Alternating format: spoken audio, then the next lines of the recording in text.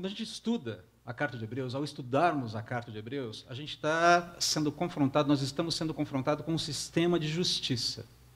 Um sistema de justiça que funciona, ok? Um sistema de justiça que é fundamentado no caráter santo e imutável de Deus. É por isso que ele funciona, ele é eficaz. A gente vai ver isso ao longo dessa reflexão nessa manhã. Nesse sistema de justiça divino, não existem aqui falsificações, distorções, perversões, manipulações. Não existem. Não existem. Nesse sistema não prevalecem hermenêuticas dúbias, interpretações tortuosas e achismos escorregadios. Não prevalecem. Ao contrário, todas as manobras escorregadias visando distorcer, visando escapar aqui da verdade, estão sendo claramente denunciadas pelo autor de Hebreus e em toda a palavra de Deus e até dentro do próprio cristianismo, de uma forma geral. Deus não deixa a mentira sobre ele e sobre a sua forma de lidar com a realidade impune. Ok? Nós precisamos ter isso em mente aqui, porque é essa a base do argumento do autor de Hebreus, de certa forma. E aqui eu peço licença para vocês, para a nossa igreja, para me dirigir especificamente nesse momento aos líderes da nossa nação, homens e mulheres, todos, sem exceção, independentemente da sua coloração, da sua matiz ideológica. Então, nesse momento, eu falo para você que nos assiste. Se essa mensagem vai chegar ao líder ou aos líderes da nação, eu não sei. Isso é com Deus. A ele compete isso. Mas a mensagem, nesse momento, esse parênteses que eu quero fazer aqui, pedindo licença para a igreja, é para vocês, líderes da nossa nação. A verdade, senhoras e senhores, líderes da nação, é que há um único e verdadeiro Deus, a quem todos nós prestaremos contas um dia. Jesus Cristo. Ele é esse Deus. Inclusive, os senhores e as senhoras prestarão contas para ele um dia. A outra verdade é que os senhores e as senhoras ocupam o espaço em que estão, havendo ou não mérito humano nisso, segundo a vontade soberana desse único e verdadeiro Deus, o Deus judaico-cristão. A verdade também, senhoras e senhores, é que esse Deus único e verdadeiro odeia o mal. Ele odeia a mentira, ele odeia a vilania, ele odeia a perversão, ele odeia a distorção do juízo, ele odeia a opressão ao fraco, ele odeia a ganância, ele odeia a avareza, ele odeia a vaidade, ele odeia a arrogância, o orgulho, ele odeia balanças enganosas, balanças com duas medidas. E ele prometeu julgar e punir definitivamente todo esse mal um dia. O fato de ele não ter feito isso ainda não significa que ele nunca o fará. A verdade também, senhoras e senhores, é que esse Deus único e verdadeiro proveu graciosamente o meio para que homens e mulheres, inclusive os senhores, inclusive as senhoras, sejam poupados desse juízo futuro. A única forma de ser poupado é declarar-se impedido pelos próprios méritos. Percebam? A única forma de iniciar esse diálogo é declarar-se impedido pelos próprios méritos. É arrepender-se dos seus próprios pecados, é admitir-se culpado. É declarar-se culpado diante de Deus e depositar a esperança, a confiança de perdão, de restauração, de absolvição nos méritos únicos desse Senhor e Salvador, Jesus Cristo, o Deus único e verdadeiro. Outra verdade, senhoras e senhores, é que vocês precisam decidir de que lado dessa história, pretendem estar a partir de agora. Não é amanhã, daqui 1 ano, daqui 10 anos. Vocês não controlam a sua existência. Vocês não definem se acordarão amanhã ou não. Arrependam-se dos seus pecados.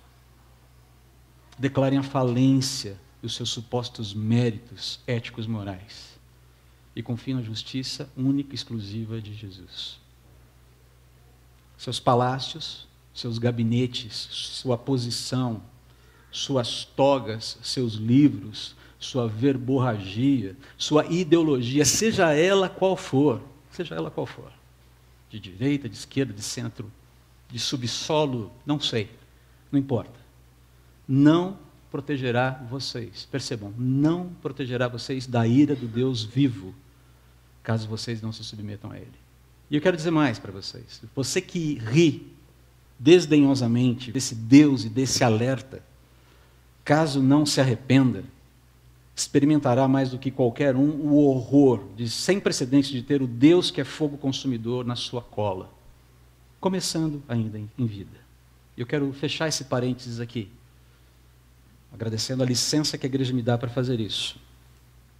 Terminar falando aos senhores, ou fazendo aos senhores uma exortação, que está baseada numa carta do apóstolo Paulo, uma carta de Tiago, no Novo Testamento, na Bíblia Sagrada. Capítulo 4, versículos 8 e 10, diz assim: aproximem-se de Deus, e Ele se aproximará de vocês. Pecadores e pecadoras, limpem as mãos, e vocês que têm a mente dividida, purifiquem o coração, entristeçam-se, lamentem-se e chorem.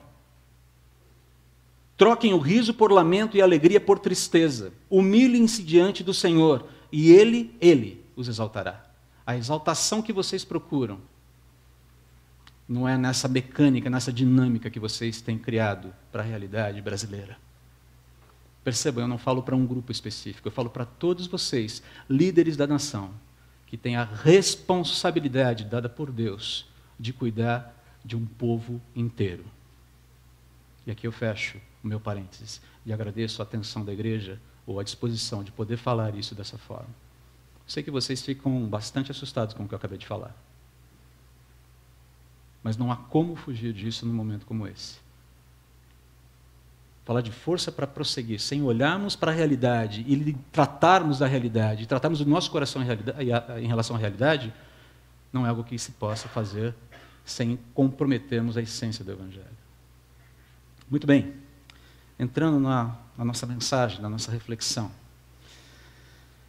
Queridos, basicamente o texto de hoje é um texto complexo. A gente está revendo um pouquinho, fiz uma remissão aqui na leitura, o Guilherme fez uma remissão na leitura ao texto que foi lido pelo pastor Wilson a semana passada. Nós não vamos trabalhar especificamente nos versículos 1 a 10, vamos só passar rapidamente sobre, rever esses conceitos, para entendermos qual é a argumentação, qual é a natureza da preocupação do autor de Hebreus quando ele chega nos versículos 11 a 14. E tratando da questão da meninice espiritual daquele povo que estava se afastando de Jesus e colocando a sua confiança em outras coisas. Então, nós queremos caminhar nessa direção aqui. Então, retomando, o sistema de justiça de Deus é eficaz, é basicamente isso que esse texto está fazendo aqui. E precisa ser eficaz porque é essencial, ele é necessário para nós. Se ele for ineficaz, nós estamos numa situação bastante complexa, estaríamos numa situação bastante complexa. Sem a justiça, sem o favor de Deus, nós vagaríamos por aí nesse mundo como espíritos sem rumo, como diz a música do The Police. A gente seria nada mais do que fabianos, sinhás vitórias, os filhos, acompanhado da cachorra-baleia do romance, por assim dizer, de Graciliano Ramos, Vidas Secas. Seríamos nada mais do que fabianos, rumando pela vida aí. Não é à toa, portanto, que na defesa dessa cristologia, porque é isso que está em jogo aqui no capítulo 5, na verdade em todo o livro de Hebreus, você está tendo uma cristologia, uma ortodoxia sendo construída. Os fundamentos da fé cristã estão sendo ajustados, eles estão sendo relembrados, eles estão sendo limpos ali pelo autor de Hebreus, basicamente. Não é à toa, portanto, então, que ele parte para essa defesa, que nessa defesa da cristologia coerente e consequentemente poderosa, o autor de Hebreus vai abordar aqui o sacerdócio de Cristo com a devida majestade e gravidade que o contexto da carta exige. Cristo é sacerdote. Ok, eu entendo, tá, eu sei, eu concordo com isso, mas o que significa, de fato, isso? O que significa um sacerdote que se compadece de nós em todas as situações? Que consegue se identificar com a minha vida, com a sua vida, com a minha história, com a sua história, com a minha jornada, com a sua jornada. O que significa isso? Fica evidente que ele não pretende simplesmente lançar uma boa salvação, uma boia de salvação aqui em meio a um oceano cheio de tubarões, ao argumentar sobre o sacerdócio de Jesus. Ele não está querendo dar para a gente uma boiazinha, falar, olha aqui, se segura nisso aqui porque o mar está bravio.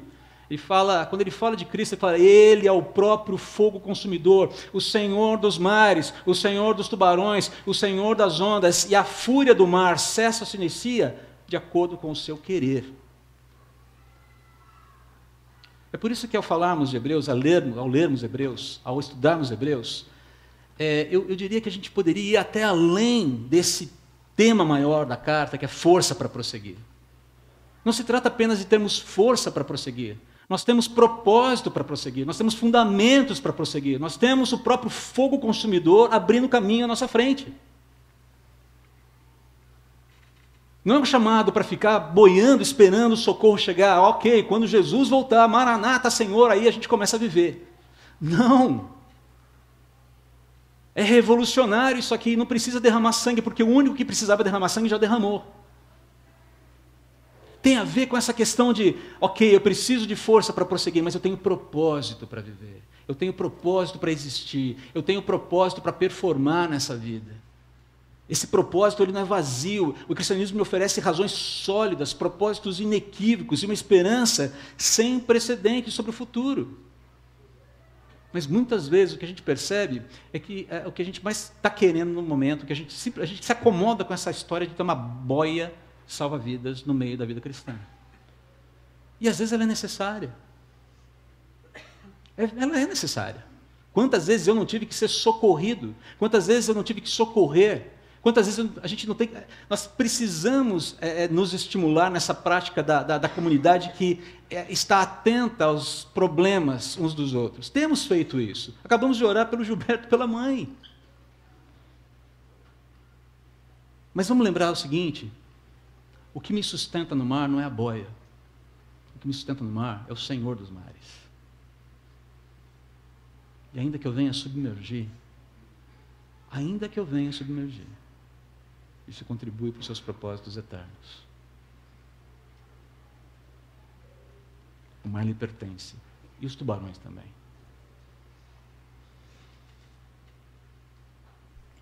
Então, se a gente for resumir toda essa construção, todo esse pensamento inicial, poderíamos trabalhar com essas 3 ideias principais aqui em relação ao capítulo 5. O sacerdócio de Cristo em nosso favor é único e definitivo. Essa verdade precisa ser recontada. Ela precisa ser relembrada, ela precisa ser vivida. Mas se eu não me abastecer dela, ela não vai entrar por osmose. Não vai. Eu preciso me alimentar, eu preciso me apegar, eu preciso me agarrar, eu preciso vivê-la, eu preciso experimentá-la, eu preciso dialogar com ela. O sacerdócio de Cristo em nosso favor é absolutamente eficaz. Basicamente, essa cultura da meritocracia que se estabeleceu na nossa realidade, ela é problemática em alguns aspectos quando nós dialogamos com a vida cristã. Porque na sociedade, se você é um profissional, se você é um profissional liberal, se você está numa empresa, se você, enfim, se você tem uma realidade de trabalho, pensando na sua realidade de trabalho, é esperado que você performe, é esperado que você entregue resultados, não é verdade? E não tem muito como ser diferente. Você tem que entregar um projeto, você tem que entregar um resultado, você tem que entregar os números, você tem que executar. Ninguém espera entrar numa cirurgia com um médico que não sabe direito o que vai fazer. Você espera que ele saiba exatamente o que ele vai fazer. A cirurgia foi... Não existe palavra mais agradável de se ouvir, ou frase mais agradável para se ouvir depois de uma cirurgia, se você passou por ela, a cirurgia foi um sucesso. Você relaxa. Você pode estar lotado de pontos, espetado com cânulas de todos os tipos. A cirurgia foi um sucesso. Ufa. Ufa. Mas o problema da performance humana é que quando a gente começa a conversar com Deus, não funciona dessa maneira. Eu não performo para obter de Deus o que quer que seja. A minha performance existe como um resultado daquilo que Ele já performou por mim na cruz. É por isso que pais, desculpe aqui focar na questão de família novamente, né? Às vezes tem gente que se sente meio excluído nessa hora. Eu não sou pai, então eu estou junto com você que se sente excluído nessa hora, tá bom? Isso vale para qualquer área da vida, mas é um exemplo muito bom. Pais, não existe maneira mais interessante, mais bacana de você ensinar a graça de Deus para o seu filho do que falar para ele que ele não dá conta de ser a pessoa que ele precisa ser sozinho. Seja um bom menino. Eu lembro, essa era a retórica do meu pai comigo. Visando o meu bem. Você tem que ser uma boa pessoa, você tem que ser um bom homem, você tem que... Eu falei, ok, pai, ok. Check. E chegava uma hora que eu não aguentava. Porque vá ser bom menino assim. E não tinha jeito, sempre que chegava nas férias na casa do meu avô era marceneiro e carpinteiro, tinha uma casa enorme, uma varanda enorme, um pomar nos fundos e tinha a marcenaria do lado. E qual era a aventura preferida dos netos? Mexer nas ferramentas do vovô. E o horror do neto é quando você ouve aquela voz bem conhecida, num tom que você não gosta, dizendo: menino, você está procurando chifre em cabeça de cavalo, hein? E ele não falava de um unicórnio fofinho. Basicamente, André, por que você está criando um problema para você? Meninice, rapaz, tem coisas que você não pode mexer aí. É basicamente isso que está rolando aqui. Mas voltando para a questão dos pais, a ideia de que você tem que usar a falha do seu filho para levá-lo para a graça de Deus, para alimentá-lo com o poder de Deus na vida dele. Porque enquanto você alimentar essa ideia de performance, e eles já estão sendo bombardeados com performance o tempo todo na escola, na internet, até mesmo com a própria rotina de vida que a família leva. Se você não fala que o sacerdócio de Jesus é eficaz, e demonstra isso na prática, como é que funciona na sua própria vida, sabe o que vai acontecer? Ele vai crescer uma pessoa absolutamente religiosa, ética, moral, mas provavelmente não terá entendido o Evangelho ainda.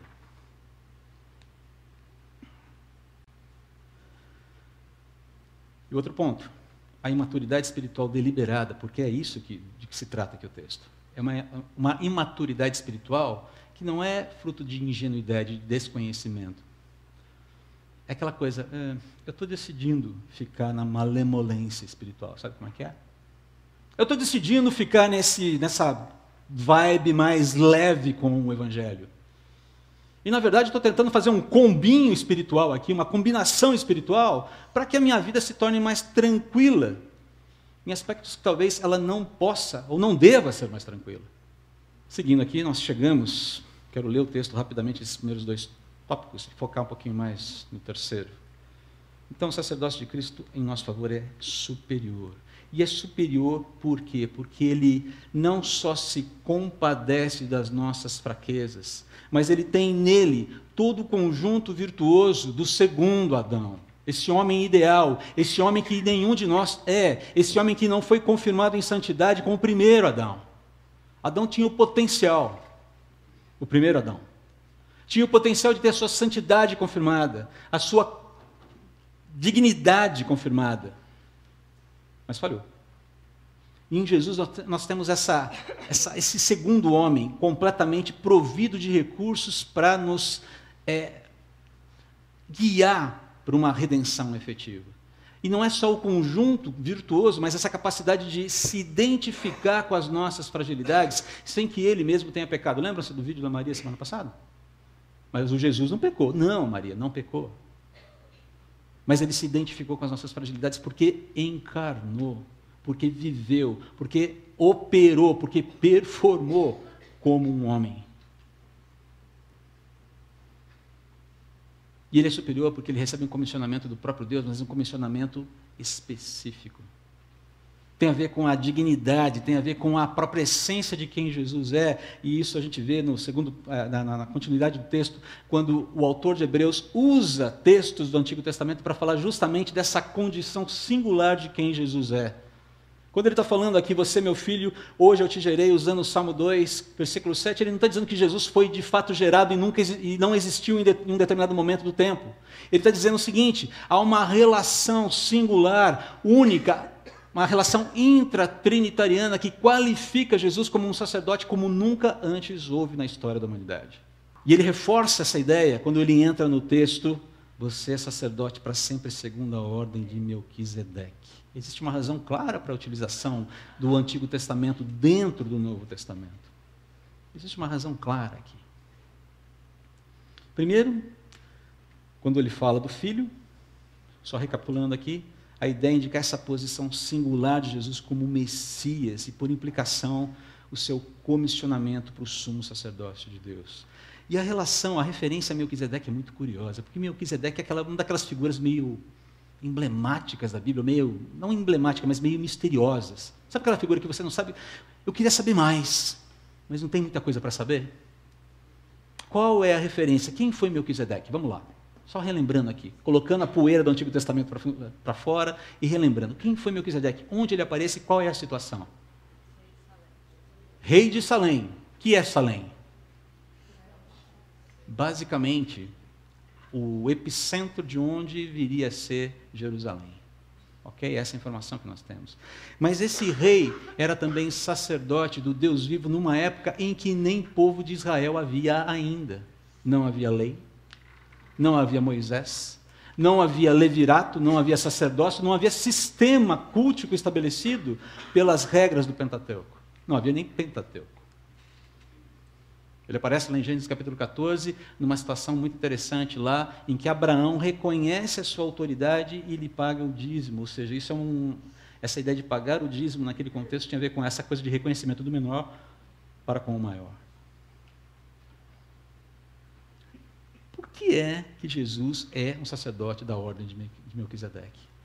O mais interessante aqui é que se você olhar, você está vendo, dá para ver claramente que Deus, antes mesmo de chamar um povo para si, ele já estava envolvido de uma maneira muito intensa nesse processo de proclamar sua salvação para as pessoas. Deus não ficou sem representantes na terra. Melquisedeque é um exemplo disso.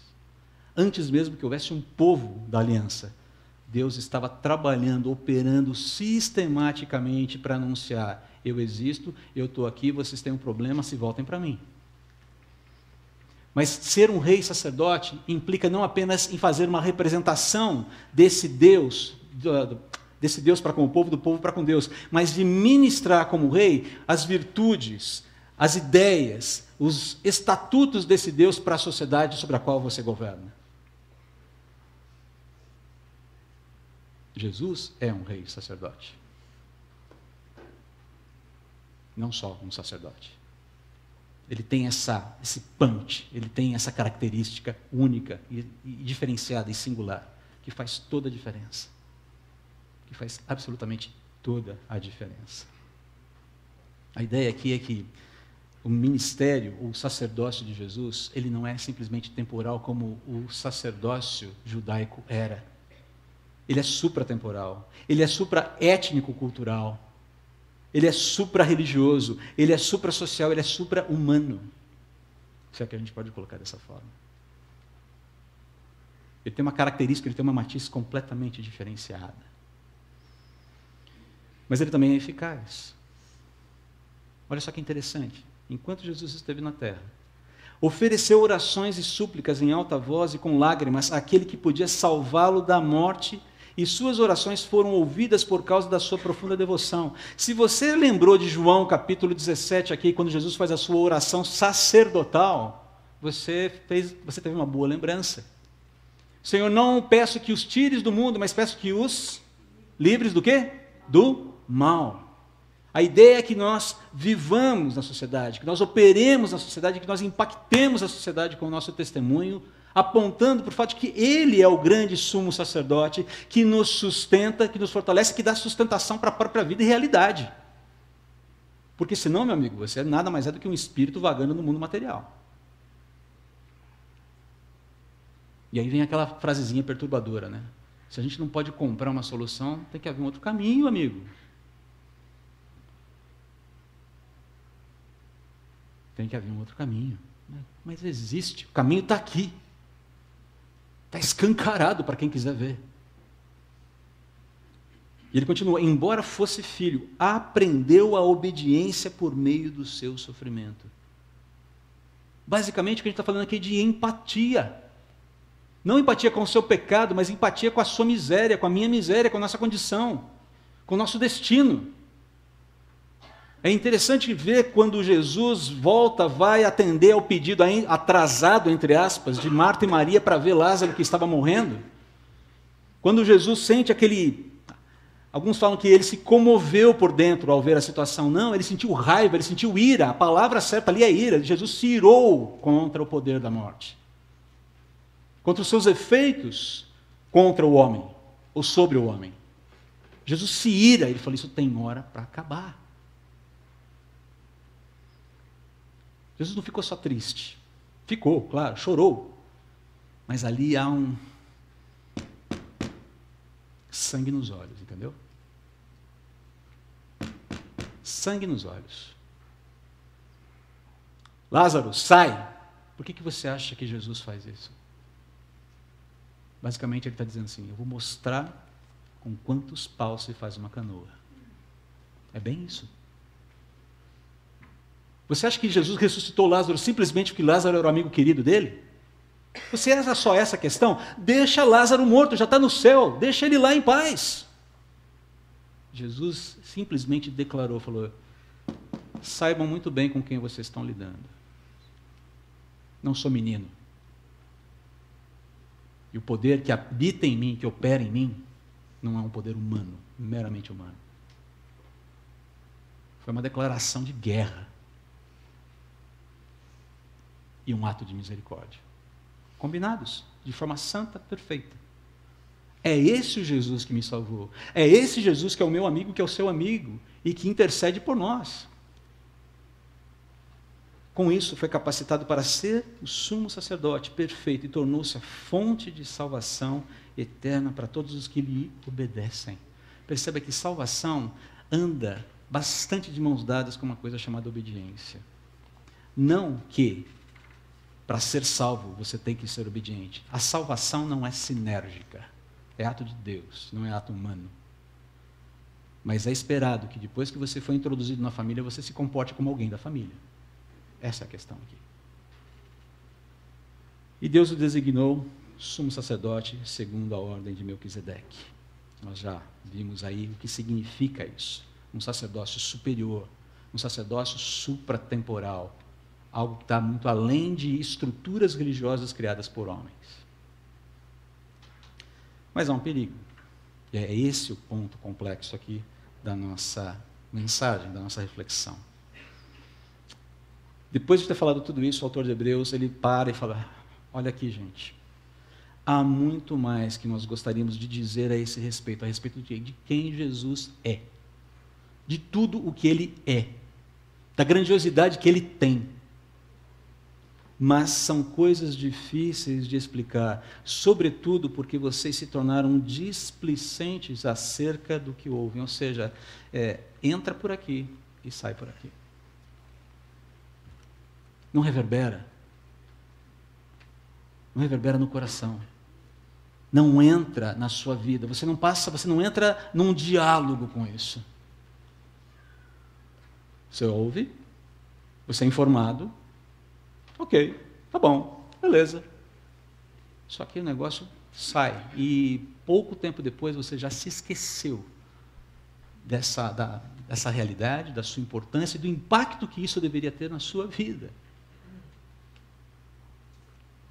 Você foi salvo da ira de Deus, amigo. Você já foi poupado de ser ceifado lá na eternidade. Você já está no lucro, absolutamente no lucro. Por que é que você fica trocando esse grande lucro por pequenos lucros?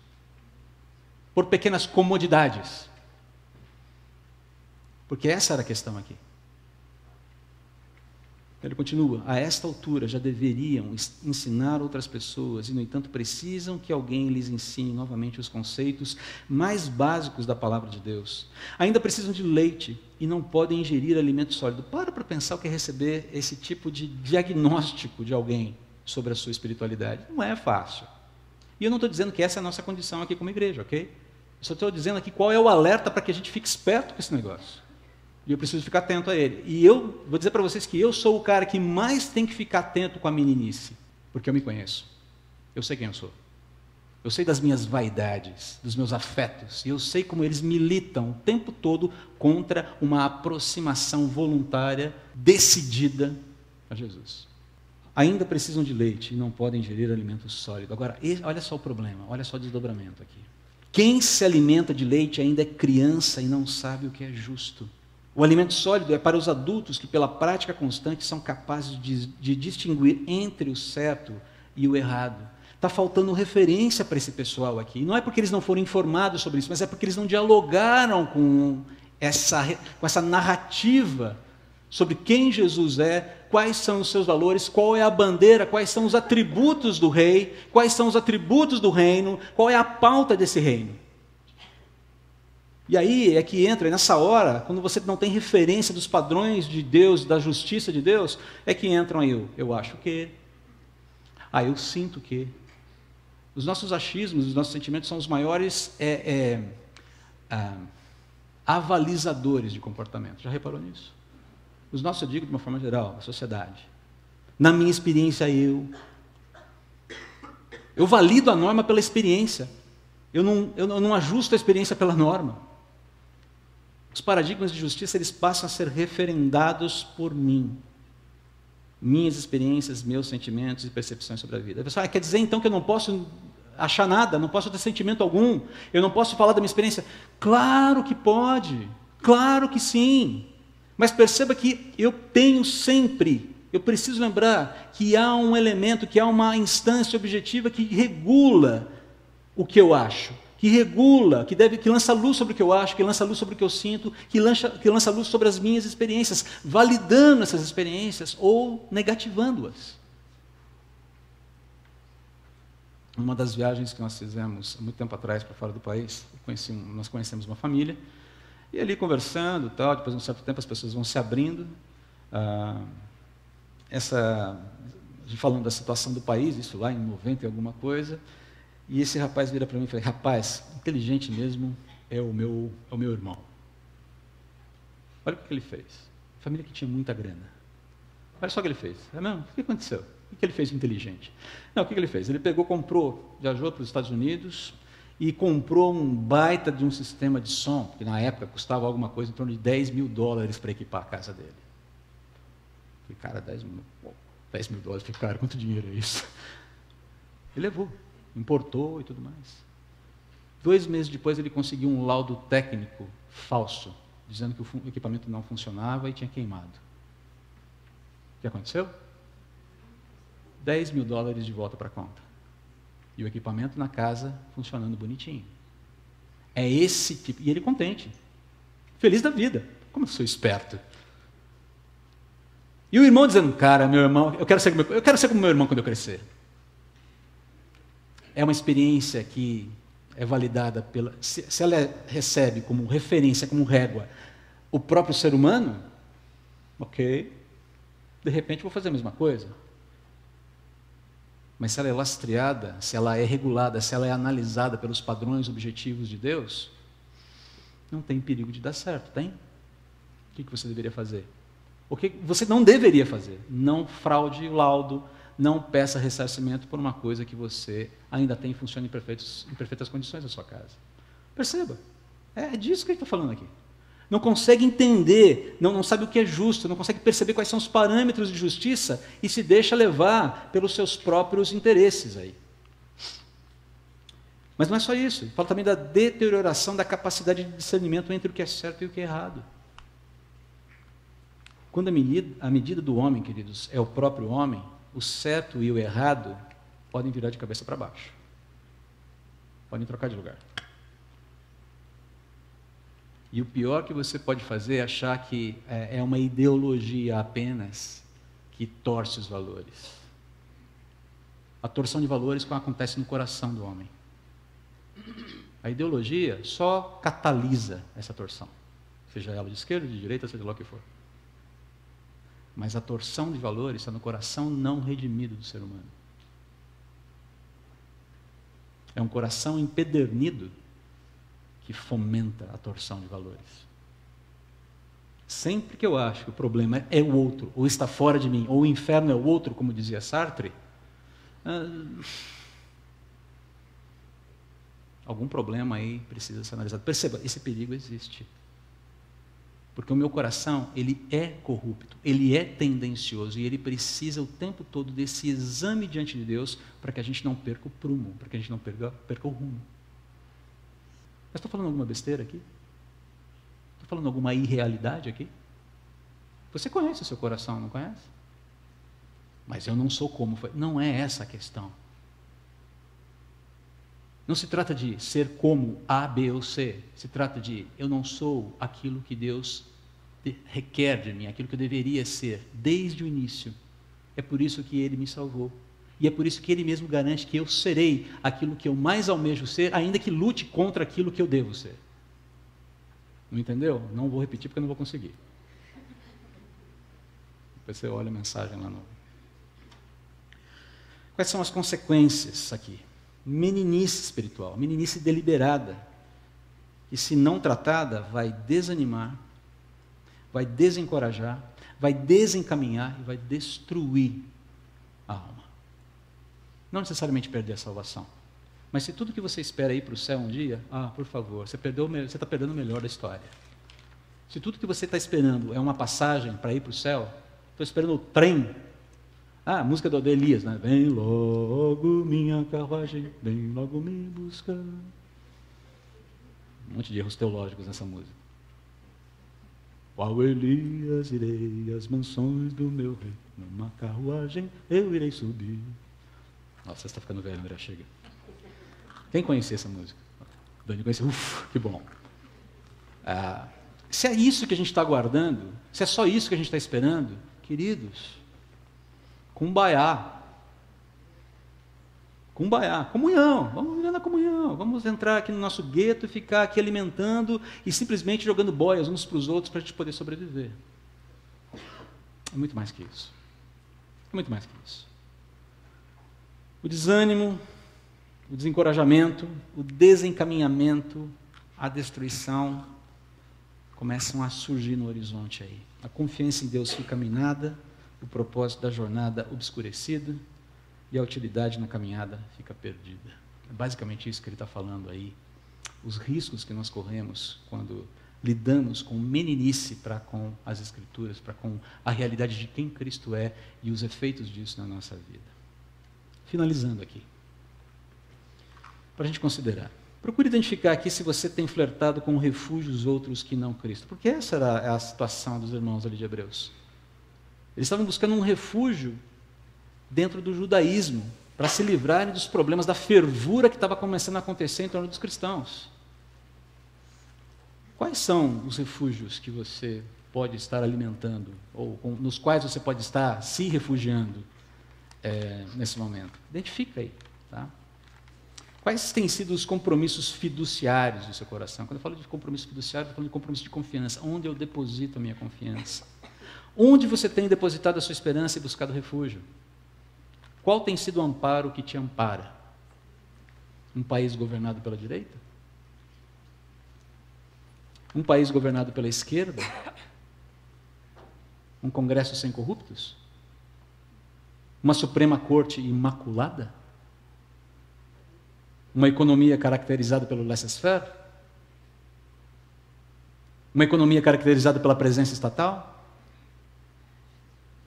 Um cristianismo despido da sua ortodoxia? Algo como um Deus sem ira, conduzindo o homem sem pecado para um reino sem julgamento pela ministração de um Cristo sem cruz. Não são palavras minhas, são palavras de Helmut Richard Niebuhr, um eticista, não um esteticista, ok? Um eticista / teólogo americano que viveu no século XX. Não é esse tipo de cristianismo que nós estamos pregando aqui na CB Moema, que nós estamos vivendo, que nós estamos querendo viver na CB Moema. Não é esse tipo de cristianismo, um cristianismo que se despe da sua ortodoxia. Não é. Não é. Nós estamos pregando aqui um cristianismo compromissado, em primeiro lugar, com Deus e com os seus valores. Nessa ordem, Deus e seus valores. Porque se você inverter, dá choque. Em segundo lugar, com o próximo. E em terceiro lugar, percebam bem, em terceiro lugar, com os nossos interesses, e esses sempre santificados e corrigidos por Deus e seus valores. O primeiro da lista. Esse é o evangelho que nós estamos pregando aqui. Não gostei. Fique à vontade. Fique à vontade. Você continua sendo meu amigo e pode me pagar um café. Eu posso pagar o café para você, se você preferir. E a minha oração por você é que você se reencontre com a verdade, se esse é o seu caso. A despeito de você não concordar com a ortodoxia, eu quero dizer para você que as portas estão sempre abertas para você. Mas entenda, é esse o caminho que nós seguiremos aqui dentro. Que estamos seguindo aqui dentro. Essa é a pauta. Com isso, não queremos dizer que seremos xiitas, fundamentalistas, Todas essas coisas esquisitas que você vê, essas caricaturas de crentes que você vê por aí, de ultradireita, não é essa a ideia. Compromisso com a palavra, com Deus e com a sua palavra, com a verdade e com a pregação da verdade. Permita-me terminar com uma poesia, a letra de uma música que eu gosto muito e que eu acho que vocês já conhecem, que se chama Above All, do Michael W. Smith. Ela está traduzida aqui. Enquanto eu passo a letra, vai lembrando da melodia aí, que é muito bonita, por sinal. Acima de todos os poderes, acima de todos os reis, acima de toda a natureza e tudo o que foi criado, acima de toda a sabedoria e todos os caminhos do homem, tu já estavas aqui antes do mundo começar. Acima de todos os reinos, acima de todos os tronos, acima de todas as maravilhas que o mundo já conheceu, acima de toda a riqueza e tesouros da terra, não há como mensurar a imensidão da tua dignidade. Crucificado, sepultado atrás da rocha, viveste para morrer, rejeitado e solitário. Como uma rosa jogada ao chão, tu abraçaste a queda, pensando em mim acima de tudo. Como uma rosa jogada ao chão, tu abraçaste a queda, pensando em mim acima de tudo. Esse é o amigo verdadeiro. Inquestionavelmente amigo. Em Jesus, amigo temos. Que as disposições fiduciárias do seu coração sejam reavaliadas, pesadas e redirecionadas para aquele que é, de fato, um grande amigo. Vamos orar.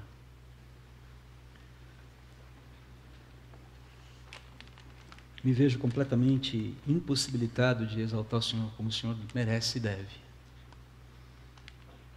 Reconheço a minha meninice em tantos momentos e clamo pela tua misericórdia para a minha vida e para a vida dos meus irmãos, se esse é o caso deles, se também assim se percebem, se veem em tantos momentos. Queremos viver um evangelho verdadeiro, Pai. Queremos viver um evangelho que te represente perfeitamente, Jesus. Queremos ser uma igreja que não só tem força para prosseguir, mas prossegue na tua força. Prossegue em força. Prossegue com propósito, com os ideais, a pauta do reino, sem esmorecer. Ainda que muitas vezes sinta o golpe, ainda que muitas vezes se abaixe e está doendo.